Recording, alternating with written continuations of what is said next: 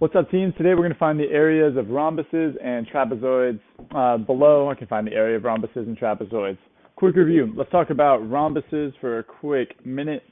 A rhombus is a shape, it's just a parallelogram, but all the sides are congruent.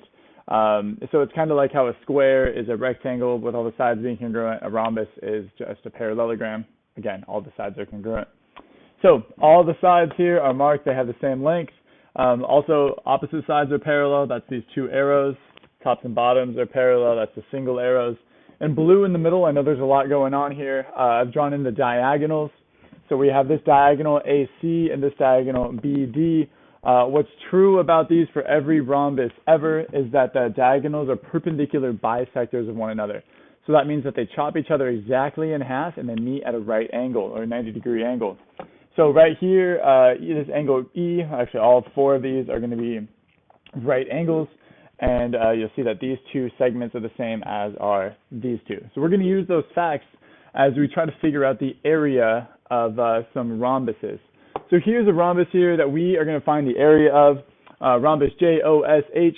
All the side lengths are 5, and this diagonal here, OH, is 6. That is given information. And our task here is to find the area. So what we're going to do is we're going to utilize the fact that the diagonals are perpendicular bisectors of one another. We're going to create some right triangles, find the areas of those, treat it as though it's a composite figure, add those together, and then see if we can recognize any patterns and stuff going on. So the first thing I'm going to do is, notice that the OH, this diagonal, is 6. That's still true. I'm going to erase this for a quick moment because I want to draw in this other diagonal that goes all the way across, and we know it's a perpendicular bisector, so those two lengths are the same length. We don't know what they are, but we know that they're going to be the same. We also know that those are the same length because, again, perpendicular bisectors. OH, that number that I erased, that distance is 6, so if we chop that in half, that means this distance here is 3, as is this distance. 3 plus 3 is 6. Now what we have is we have 4 right triangles here. So if we name this point in the middle, this point right here, I'm going to name it C. We have triangle SCH is a right triangle. We have one leg that's 5. This leg here, we don't know the length, and this hypotenuse here is 3, 5, and the missing leg. And the same is true all the way around. So we're going to find the area of one of these things and see what we can figure out about the rest of this this rhombus. So I'm going to zoom in on SCH. So S is the top of our long leg, the right angle is at C, and H is the third vertex. The hypotenuse has a length 5, the short leg has a length of 3, and what I want to do is I want to find this length here because when I have that, I can use the area of a triangle, 1/2 base times height, to find the area of this triangle, and that's going to help me find the area. Once I have this height, I can then figure out both of these lengths here and find the area of the whole thing when I add it all together. Okay, a squared plus b squared equals c squared. Pretty quick and easy here. It's going to be 3 squared plus x squared equals 5 squared. So x squared in this case equals 25 minus 9. Then x equals 4. You may have realized pretty quickly, oh, if it's a right triangle, must be a Pythagorean triple, and I know 3, 4, 5 is a Pythagorean triple. So this is no longer x, this is now 4, which means that this is 4, which means that this has a length of 4 as well. Okay, area of this thing, 1/2 base times height. 1/2 times 3 times 4, well, 3 times 4 is 12, half of that is 6. So the area of this is 6 units squared. That's this here. So the area equals 6 units squared. If we look across the way here, this triangle OCS has a base of 3, height of 4. That's the same exact size. So this is also going to have an area of 6 units squared. Looking at the other side, I'm noticing that we have a 3 by 4 triangle here as well. It's another 3, 4, 5, and this other triangle is also 3, 4, 5. So all 4 of these triangles are going to be exactly the same. So if you found the area of one of them, that's all you need. Just multiply that by 4. So the area of this entire figure is 6 times 4, so it's 24 units squared. That's pretty cool. So when you're finding the area of a rhombus, really what you're depending on is your diagonals and the length of the diagonals. That's all you need. We could have done this if we knew the diagonals, if we knew that this one was 6 and this one was 8, we wouldn't have even needed those 5s on the outside. The 5s helped us because we needed to find the 4, which told us that it was 8. But if we had the diagonals already, we'd be good to go. So notice that when we are trying to find areas here, it's 1/2 base times height. And the base of this triangle here is half of the diagonal. So I'm going to name this diagonal OH. I'm going to name that D1, and I'm going to name this one D2. D standing for a diagonal here. So if we had half of D1, and we multiply that times the height of this triangle, again, which we knew was 4, but it's, this is diagonal 2, so it's half of D2. That's base times height, and then, of course, let's throw all this in parentheses. To find the area of a triangle, it's 1/2 base times height. Yeah, 1/2 base times height. That gives us one piece of this puzzle. That's the 6 units squared. Now, we had to do that 4 times because we added it all together. So let's just multiply this whole thing by 4. This is a messy little thing, but what we're doing is creating a general formula for finding the area of a rhombus. So let's combine all of the whole numbers here. So 4 times 1/2, that's 2. 2 times 1/2 is 1/2. 1/2 times 1/2 is 1/4. So what I did there is I just combined all of the numbers. 4 times 1/2 times 1/2 times 1/2. And then the D diagonal 1, diagonal 2. So to find the area of a rhombus, all you need is the length of your 2 diagonals, and you can do 1/4 times one of your diagonals times the other diagonal, the entire length of them. Now we have a formula to find the area of rhombuses. Pretty cool. We're going to talk trapezoids next. Real quick, I made a mistake. 4 times 1/2 is 2. 2 times 1/2 is 1. 1 times 1/2 is 1/2. I jumped to 1/4 for some reason. So this here, the formula should be 1/2 times the diagonal 1 times diagonal 2. My mistake. Everything I said was correct except for that last little piece there. Okay, what I'm going to do is I'm going to pause this thing, and then we're going to do an example of one of these before we dive into trapezoids.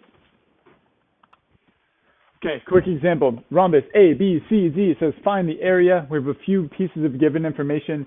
We're given that AC has a length of 11, so that's this diagonal here, and we're given that this section here, D, I didn't even give the letter, DE is 8. We're asked to find the area. We know that the area is 1/2 times, that should be the letter D, diagonal 1 times diagonal 2. That's just too messy for me. Let's try that again. Area equals 1/2 times diagonal 1 times the length of the second diagonal. So 1/2 is 1/2. The first diagonal is given to us. It's right here. It's length 11. Cool. We know the diagonals are perpendicular bisectors of one another. So that means these two have the same length. That means these two have the same length. So that means BE must also be 8. The entire diagonal BD must be 16. So here we go. Area is 1/2 times 11 times 16. We know that half of 16 is 8, so I'm going to do that multiplication first. 8 times 11 is 88. So the area here is 88 units squared.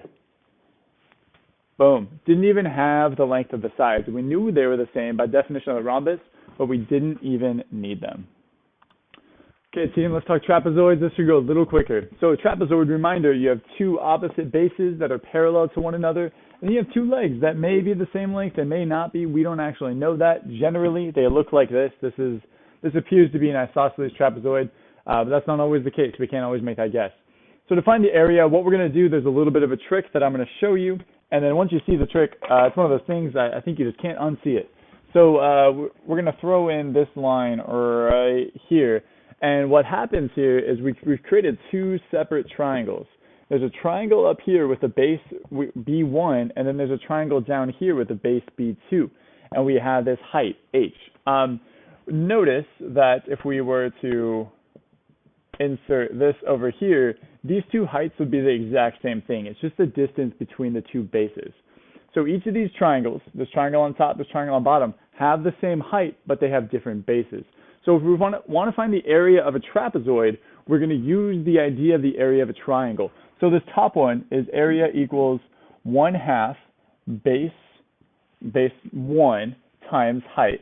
And the one down here, we're going to say that the area is 1/2 base 2, because it has the other base, times the same height, that same h. So to find the area of the whole trapezoid, add those two things together. So the area is 1/2 base 1 times height plus 1/2 base 2 times height.